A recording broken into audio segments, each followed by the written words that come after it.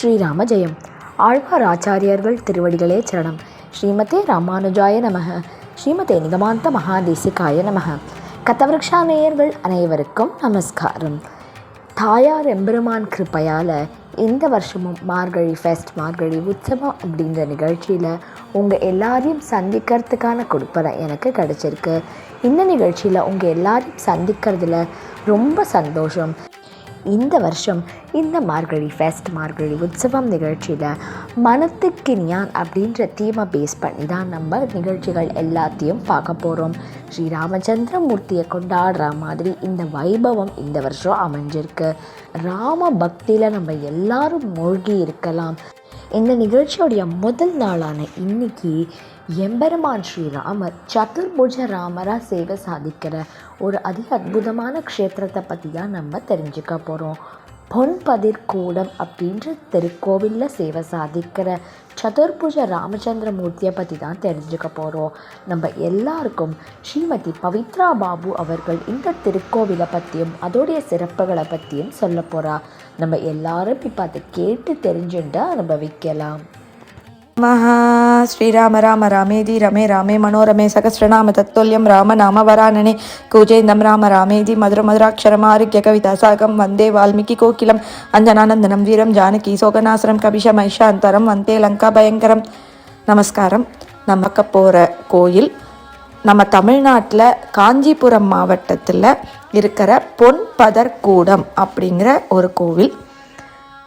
ராமரை ராவணன் யுத்த காண்டத்தில் முதல்ல பார்த்தப்போ ராமர் இன்று போய் நாளை வா, அதாவது நிராயுதபாணியாக இருக்கிற ஒன்றை நான் கொல்ல மாட்டேன், நீ நாளைக்கு வந்து என் கூட சண்டை போடு அப்படின்னு சொன்னப்போ கம்பராமாயணத்தில் அழகாக ஒரு பாட்டு வருது. சிவனோ அல்லன் நான்முகன் அல்லன் திருமாலாம் அவனோ அல்லன் மெய்வரம் எல்லாம் அடிக்கினன் தவனோ எண்ணின் செய்து முடிக்கும் தரன் அல்லன் இவனோதான் அவ்வேத முதல் காரணன் எனன் அப்படிங்கிறார்.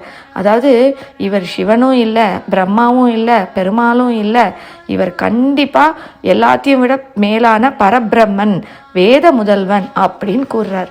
அந்த ராமருக்கு இருக்கிற எண்ணற்ற கோயில்களில் சத்துர்புஜ ராமராக இருக்கிற கோயில்கள் பார்த்துட்டுருக்கோம்.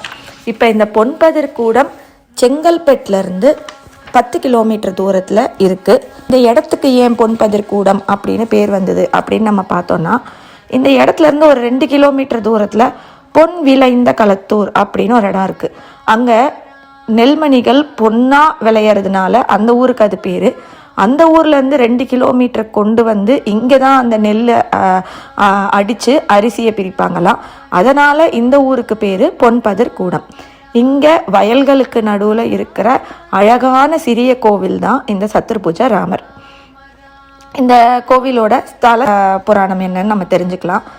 தேவராஜ முனிவர் இந்த கோயில் பக்கத்தில் இருக்கிற ஒரு குளத்தில் அமர்ந்து ராமரை சத்துர்புஜ ராமரா, அதாவது ஸ்ரீமத் ராமாயணத்தில் குறிப்பிட்டிருக்கிறபடி சத்துர்புஜ ராமரா நான் பார்க்கணும் அப்படின்னு வேண்டிக்க பெருமாளிங்க சத்துர்புஜ ராமரா தேவராஜ முனிவருக்கு காட்சி கொடுத்தார் அப்படிங்கிறது இந்த கோவிலோட ஐதீகம். இந்த புஷ்கரணி தவம் மேற்கொண்ட அந்த குளம், அது பேர் தேவராஜ புஷ்கரணி.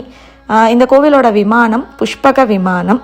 அந்த புஷ்பக விமானத்துக்கு கீழே தான் நம்ம ராமர் வீற்றிருக்கார். இந்த ராமர், லக்ஷ்மணர், சீதா, ஆஞ்சநேயர் இவங்க எல்லாருமே நம்ம கற்பகிரகத்தில் இருக்கா.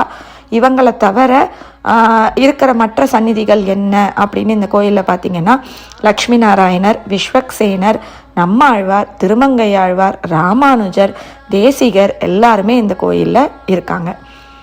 இங்கே பெருமாள் மகாவிஷ்ணுவாக காட்சி கொடுக்கறதுனால மகாலட்சுமி மார்பில் நித்தியவாசம் செய்கிறார். இப்போது இந்த கோவிலோட மெயின் ஸ்பெஷாலிட்டி என்னன்னு பார்த்தீங்கன்னா, உற்சவர் சிலைகள்.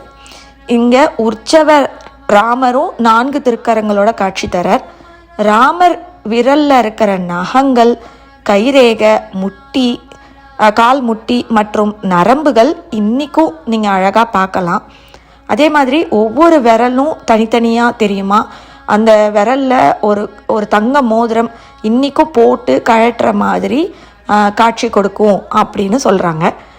மற்றொன்று என்னென்னா, இவர் ஒரு இடது காலை முன்னோக்கி வைத்து அதில் வில்ல தாங்கி வலது கால பின்ன வச்சு நிற்கிற மாதிரி திருக்கோலத்தில் காட்சி கொடுக்குறார்.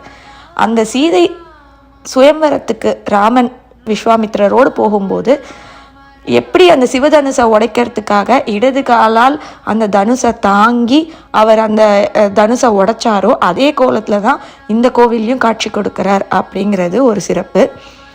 எப்படி நம்ம வடுவூரில் இருக்கிற கோதண்டராமர் புன்னகை பூத்த முகமாக இருக்காரோ அதே மாதிரி இங்கேயுமே பெருமாள் அழகாக சிரித்த முகமாக காட்சி கொடுக்குறார். இந்த உற்சவமூர்த்தி கண்டிப்பாக நீங்கள் எல்லாருமே அந்த கோயிலுக்கு போனீங்கன்னா போய் பாருங்கள். அந்த உற்சவரை படைச்ச அந்த சிற்பி எவ்வளோ பெரிய ராமபக்தனாக இருந்திருக்கணும் இல்லையா? இல்லாட்டி இப்படி அனுபவித்து இவ்வளோ நுணுக்கங்களோட ஒரு சிலையை செய்ய முடியுமா? அதனால் கண்டிப்பாக அந்த சிலையை பாருங்கள். இந்த உற்சவ விக்கிரகங்களில் பவ்ய ஆஞ்சநேயர் அப்படிங்கிற கோலத்தில் ஆஞ்சநேயர் காட்சி கொடுக்குறார். அதாவது தனது ஒரு கையால் வாயை மூடி இன்னொரு கையை அந்த மேலே இருக்கிற கைக்கு கீழே வச்சு பவ்ய ஆஞ்சநேயராக ஒரு ரேரான ஆஞ்சநேயராக இங்கே இந்த கோயிலில் அவர் காட்சி கொடுக்குறார். நம்ம ஆஞ்சநேயரை கை கூப்பி பார்த்துருப்போம், ஆசீர்வாதம் பண்ணுற கோலத்தில் பார்த்துருப்போம். ஆனால் பவ்யமாக ராமர் முன்னாடி ராமா என்றைக்குமே நான் உங்களுக்கு தான் அடிமை, உங்களோட சிஷ்யன்னா அப்படிங்கிற சொல்கிற கோலத்தில் இந்த கோயிலில் காட்சி கொடுக்குறார். அதுவும் ஒரு சிறப்பு. இன்னொரு வரலாறு என்னென்னா, தர்மதிஷ்டர் அப்படிங்கிற ஒரு மகான் ஒரு சாபத்தால் தோல் நோய் பெறாரு. அவருக்கு இந்த ராமரை வேண்டின உடனே சாப விமோச்சனம் கிடைக்கிறது. இன்றைக்கும் தோல் நோய் உள்ளவர்கள் இறைவனுக்கு துளசி மாலை அணிவித்து கற்கண்டு படைத்து இங்கே வேண்டிண்டா தோல் நோய் கண்டிப்பாக தீரும் அப்படிங்கிறது ஒரு சிறப்பு. இங்கே விழாக்கள் என்ன அப்படின்னு பார்த்தா, தைப்பொங்கல் அன்னைக்கு ராமர் சூரிய குல தோன்றல் தானே, அந்த சூரிய குலத்தில் வந்தவர் தானே, அதனால் அவர் இன்னி வரைக்கும் பரிவேட்டை நடத்துகிறார். இங்கே ரொம்ப விசேஷம்.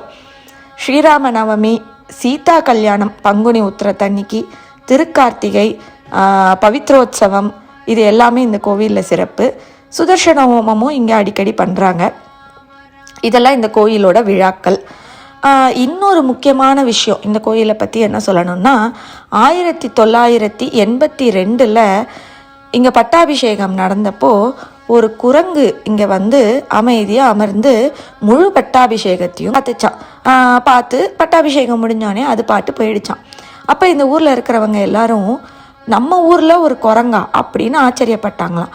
அன்றைக்கும் சரி இன்றைக்கும் சரி இந்த ஊரில் ஒரு குரங்கு கூட கிடையாதான். ஆனால் அந்த பட்டாபிஷேகம் நடந்தப்போ மட்டும் ஒரு குரங்கு முழு பட்டாபிஷேகத்தையும் அமர்ந்து பார்த்துட்டு போயிருக்குன்னா அது ஆஞ்சநேயனாக தானே இருப்பார். எங்கே இருந்தாலும் ஆஞ்சநேயருக்கு தானே அந்த ராமன் மேலே, அந்த பரபிரம்மமான ராமன் மேலே பக்தி. அதனால் அப்படிப்பட்ட சிறப்புகள் பெற்ற இந்த கோவில் பொன்பதிர் கூடம், ஒரு அழகான கிராமத்தில் இருக்கிற ஒரு கோவில், சத்துர்புஜ ராமர். கண்டிப்பாக எல்லாரும் போய் பாருங்கள், பார்த்துட்டு உங்கள் கமெண்ட்ஸ் ஷேர் பண்ணுங்கள். தேங்க்யூ. பொன்பதிர் கூடம் சத்துர்புஜ ராமர் கோவிலை பற்றிய உங்களுடைய ஸ்பீச் ரொம்ப அற்புதமாக இருந்தது ஸ்ரீமதி பவித்ரா பாபு. அழகிய சுந்தர முகத்தோடு சிரிச்சுண்டு இருக்கிற ராமர், லக்ஷ்மணர், பவ்ய ஆஞ்சநேயர், சீதா சமேதரா அந்த ராமரை பார்க்கறதுக்கு என்னைக்குமே கொடுத்து வச்சிருக்கணும். அதுவும் இந்த கோவிலுடைய சிறப்பம்சங்கள், அந்த ஊருக்கு ஏன் பொன்பதிர் கூடம் அப்படின்ற பேர் வந்தது அப்படின்ற விஷயத்தில் ஆரம்பித்து எல்லாத்தையுமே ரொம்ப பியூட்டிஃபுல்லாகவும் அற்புதமாகவும் எக்ஸ்பிளைன் பண்ணிட்டா Srimathi Pavithra Babu. This is definitely a very good start to our மார்கழி உற்சவம். மனத்துக்கினியான் அதி அற்புதமான துவக்கம் அளிச்சுட்டா ஸ்ரீமதி பவித்ரா பாபு அவர்கள். வியூவர்ஸ் அண்ட் ஆடியன்ஸ், இன்னையுடைய நிகழ்ச்சியை நீங்கள் எல்லாருமே நன்னா கேட்டு ரசித்து அனுபவிச்சிருப்பீள் அப்படின்னு நினைக்கிறேன். இதே மாதிரி உங்கள் கதவிருக்ஷா சேனலுடைய மார்கழி ஃபெஸ்ட் நிகழ்ச்சியில் ஒவ்வொரு நாளும் நீங்கள் அற்புதமான நிகழ்ச்சிகளை பார்த்து கேட்டு அனுபவிக்க போகிறேன். தினம் காத்தால மார்கழி மலர் நிகழ்ச்சியில் மழலை திருப்பாவை அப்படின்ற தீமில் இந்த வருஷம் குழந்தைகள்லாம் திருப்பாவை சொல்கிறா. எல்லாரும் கண்டிப்பாக மிஸ் பண்ணாமல் அதையும் பாருங்கோ, கேளுங்கோ. உங்கள் எல்லாரையும் மறுபடியும் நாளைக்கு காத்தால கதவிருக்ஷாவுடைய மார்கழி மலர் நிகழ்ச்சியில் நான் சந்திக்கிறேன். அது வரைக்கும் நமஸ்காரம்.